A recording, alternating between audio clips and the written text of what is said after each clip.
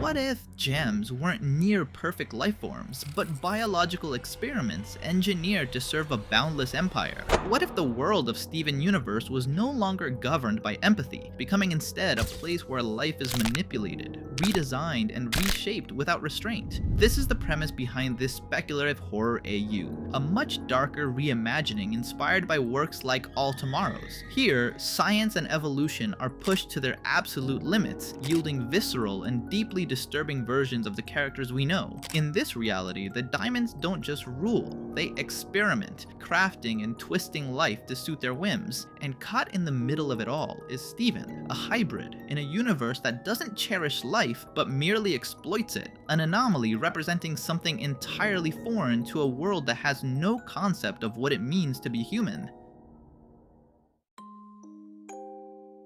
White Diamond emerged on a lush planet teeming with life and creatures of every kind. Yet, despite this diversity, there was no one like her. She was singular. She lived for thousands of years in complete solitude, watching as other species were born, evolved, and eventually vanished. Within that isolation, she developed her own way of perceiving the universe, founding a sort of religion based on the stars and the way they shifted over time. For countless years, White was the only gem on that planet, forcing her to develop her own technology from the ground up without any prior reference. Everything she built was a result of pure observation and experimentation. Her intelligence was colossal. She didn't stand out for physical prowess or unique powers, but for her ability to comprehend and manipulate her environment at levels no other lifeform can match. Because of this, her empire began to expand even before she encountered the other diamonds. What she constructed with her mind alone was enough to position her as the most powerful entity in the galaxy. White invades other planets without hesitation, utilizing genetic modification to create new life forms to serve her empire. All of this serves a single goal: to strengthen Homeworld, a place of her own making, destined to house the most powerful gems in the universe, handpicked by White Diamond herself. As time passed, and after finding the other diamonds, White began to hide her own deterioration. She covered her body completely, concealing the marks that hundreds of thousands of years had left upon her. To instill fear and command respect, she and the other diamonds began adorning themselves with the gems of those who had fallen by their hand. Thousands of stones encrust their attire, shimmering under an almost blinding light, as if their very presence radiated raw power. Blue was the second of the four to be born, right after White. She is incredibly intelligent, though not at White's level, but she compensates for this gap with overwhelming power. Her primary ability allows her to manipulate the emotional state of any living being, a tool she uses both to keep her subjects under control and to bend other species and entire planets to her will. However, her role within the Empire goes beyond mere dominion. Blue is deeply interested in understanding other lifeforms. Her main objective is to gather data on different planets and species, thereby contributing to the growth and expansion of White's empire. More than a conqueror, Blue is an observer, one who understands that to truly dominate something, you must first understand it. Yellow was the third of the four to be created. She's the leader of Homeworld military forces, and the one responsible for executing the Empire's conquests. Her objective is clear: to destroy or subjugate any planet that stands in White's way, without hesitation or remorse. While she lacks Blue's emotional intelligence or White's intellectual depth, she makes up for it by being the physically strongest of them all. Her power is staggering, and her presence on the battlefield is virtually unstoppable. Interestingly, she's responsible for the creation of the pearls, as she held a particular fascination in designing beings that represented the epitome of beauty and entertainment. Pink Diamond was the first of the four diamonds to possess a complete physical form. The others created her in their image, attempting to make her as intelligent as possible, but also ruthless enough to help maintain control over the Empire. Before her reign, she spent time on her home planet experimenting with biological engineering. However, that world was ultimately destroyed by the diamonds themselves to ensure that no other life form could exist outside of their control. Pink was raised to become one of the most formidable dictators in the universe. During her reign, she was responsible for the deaths of millions of gems and creatures across various planets. But over time, something began to shift. She started interacting with gems considered inferior, and with other life forms she previously would have simply eliminated. It was through this contact that she began to question everything. For the first time, she understood those she had destroyed and began to see herself reflected in them. It was then that she started planning her disappearance from the Diamond Empire, intending to help those she would have once attacked without a second thought. She organized everything in secret alongside her closest subjects, ensuring no one would discover her plan. Her pearl, as always, was her most vital ally and helped her decide how to execute her escape. She chose a planet with abundant life to protect, Earth, a place inhabited by beings with intelligence comparable to that of many gems. To achieve this, she underwent a physical modification. Pearl and other gems performed advanced surgery, altering her structure so she could blend in with the planet's life. The result wasn't perfect. She remained unusually tall with features that didn't quite fit, but she trusted the diamonds wouldn't notice the difference. After all, they viewed all lesser creatures as identical and wouldn't bother to look closely. Wanting to maintain a link to her original life, Pink adopted the name Rose Quartz. She escaped with her closest allies and set off for Earth. The journey was intense and many did not survive, but it was all worth it when they finally arrived. The planet was intact, full of life and creatures they had never seen. It was a completely new world for them, and exactly what they had been looking for. For years, the Empire did not intervene. There were no signs of the diamonds until someone discovered a canyon teeming with new gems in development. Rose couldn't believe something like this had gone unnoticed, and at that moment, she realized one thing: war was inevitable. Thus began a conflict that would last 1,000 years. Humans and gems alike lost their lives, and in the end, all that remained was something resembling a victory. The diamonds retreated, at least for the time being, and although most of their army had been destroyed, a few gems remained on Earth to protect the planet and its people. During this time, Rose began to live among humans. At first, she saw them as curiosities, almost like pets, but gradually she began to understand them, seeing them as complex, emotional beings very much like herself.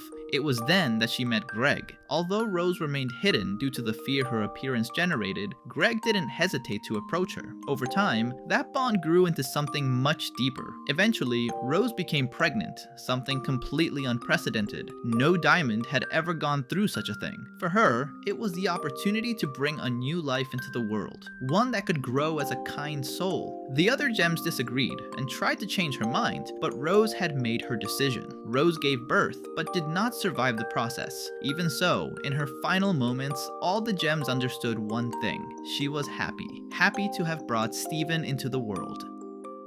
During the war, Pearl began to build her own identity, slowly breaking away from her dependency. She even clashed with Rose in combat on several occasions, something she now deeply regrets, especially after Rose's death during Steven's birth. She adores Steven, literally seeing him as her baby, and would do anything to protect him. The only way she might hurt him would be by accident, due to her lack of understanding of how humans function. In this universe, pearls communicate through clicks and whistle-like tones. This is no coincidence. The diamonds designed them this way because these sounds were more harmonious, calming, and entertaining. Over time, Steven and the other gems learned to understand this language. They haven't mastered it completely, but they managed to comprehend her. Steven is the most proficient, even if he sometimes fumbles the sounds. Pearls were created specifically by the diamonds to be the pinnacle of beauty and entertainment. In this AU, they were developed on an isolated planet with low gravity, which explains why they are extremely tall and thin. However, this comes at a cost. Their bone density is extremely low, making them easily injured. Even so, during the war, they weren't sent into direct combat. Instead, they proved far more useful designing strategies against Homeworld and developing modes of galactic transport, as many gems cannot withstand space in the same way humans do. Initially, Garnet was not a very functional entity. The combination of her original planets and species didn't quite fit, making even simple tasks difficult. Despite this, and just like in the original series, they fused. Both loved who they had become and didn't want to give up that fusion. Over time, they found ways to adapt and ease their daily lives, but always in secret, preventing the diamonds or their subjects from finding out. However, their secret didn't last long. Another ruby eventually discovered them and reported it to their superiors. It was then that they decided to flee together, without a second thought. They escaped to an unmapped planet and were eventually found by Rose in a manner quite similar to the original story. She deeply adores Steven, just like Pearl, though her way of protecting him varies. She can be overprotective at times and less so at others, depending on her understanding of humans. She dislikes defusing. After remaining fused for thousands of years, separating could affect her stability, as refusing would require her to readapt and relearn many things as Garnet. Garnet has been able to speak English since settling on Earth, but over time she has also learned other languages, from the clicks of the pearls to the original language of Homeworld and even some human dialects. Amethyst, much like in the original story, was created in the Earth's kindergarten thousands of years later than intended. Not all details of gem creation are known yet, but when she finally emerged, she had to survive and learn entirely on her own for approximately 200 years. It wasn't until shortly before the end of the war that Garnet, Pearl, and Rose found her. By that time, Amethyst had already developed a very specific way of adapting to her environment. In this AU, Amethyst fills a role closer to a sister to Steven than a mother figure, mainly because she was found near the end of the war. Both are learning at the same time, growing together and supporting each other. They share insecurities and hardships, which strengthens their bond. After Rose's death, Amethyst became the most likely to be spotted by humans, as she often ran away due to her grief. Fortunately, when someone did see her, they simply mistook her for a wild animal due to her appearance. Furthermore, her behavior is heavily influenced by the creatures that inhabited the kindergarten. She spent so much time surrounded by them that she adopted similar attitudes and reactions, reinforcing her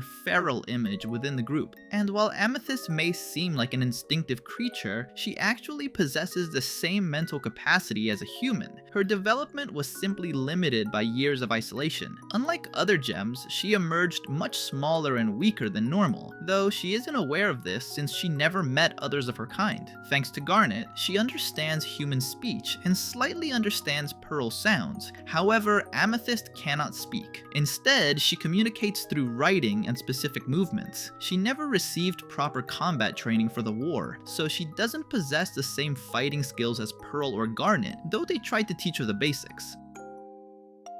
During the war, Lapis was mistaken for a rebel and ended up sealed inside a mirror that functioned as a data storage device. In this universe, however, that punishment is far worse than it seems. The merit didn't just keep her trapped, it drained her biological energy to power Homeworld's communication systems. Essentially, she was turned into a living battery. This caused severe damage to both her gem and her ability to trust others. When she is finally freed, she is no longer the same. Her appearance is much more haggard, more alien, scarred by the time she spent being used as something she was never meant to be. She was created on a planet composed almost entirely of water and dense gases, an environment that granted her a unique ability, the power to manipulate liquids at a molecular level. Within the Diamond Empire, Lapis Lazuli serve a fundamental role. They are used for terraforming planets and transporting liquid resources across the galaxy. In this AU, her wings are not made of light. They are an extension of her own circulatory system. Through them, she can filter water and expel it at high pressure, allowing her to fly in a way that is much more organic